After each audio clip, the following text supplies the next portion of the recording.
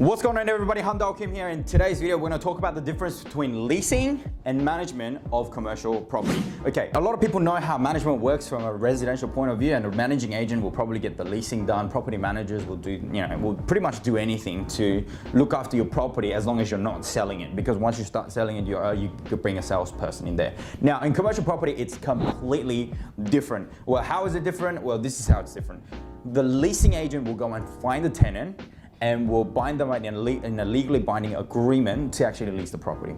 After they move into the property, everything to do with the property itself, like your management, your property maintenance, you've got your rent collection, rental review. So with commercial leases, as you know, that it goes under a fixed review. So within the term of the lease, it might be 2%, 4%, it might be CPI, or it might be CPI or 4%, whichever's higher, but it might be CPI plus 1%. All of these things can be negotiated, but they will review the lease, and according to the lease, they will enforce the invoices to be paid by the tenants.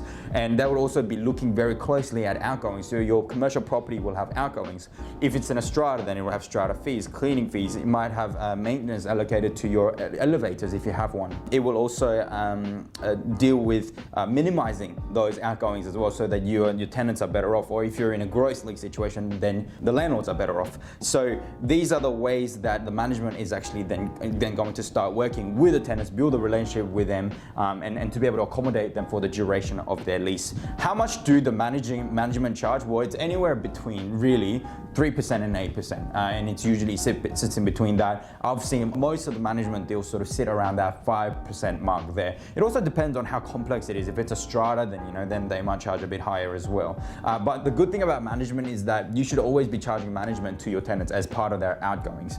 If your lease is structured in a way that is a net plus outgoing situation, then it is a fantastic way to then actually have your property managed professionally, and to actually relieve your headaches in dealing with all these tenants. There are some fantastic self-managed landlords out there in the marketplace at the moment, but it is also a great idea to have your commercial property managed by a professional and to have those fees alleviated by letting the tenants pay for that as well.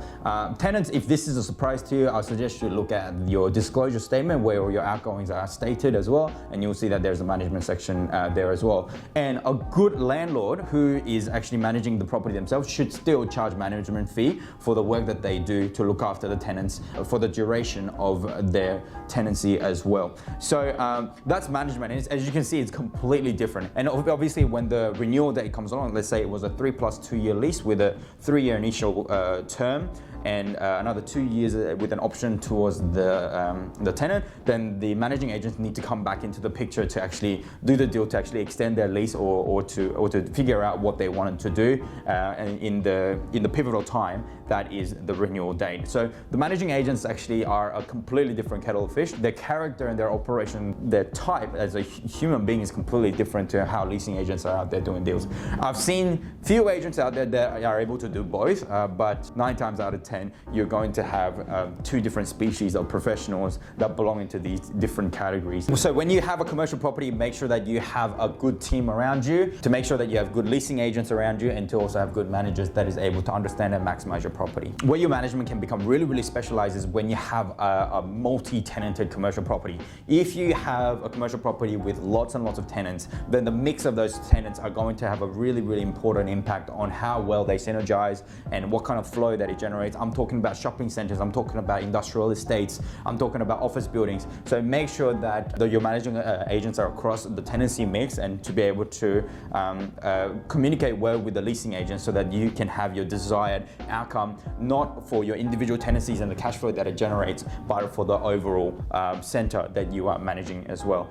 So make sure you put all of these thoughts behind you when you're selecting your managing agents out there. And if you'd like to ask me any question, please leave them down in the comments below. Thank you so much for tuning in once again. Please make sure you comment, you subscribe, and you like this video, and I will see you very soon in the next video. Catch ya.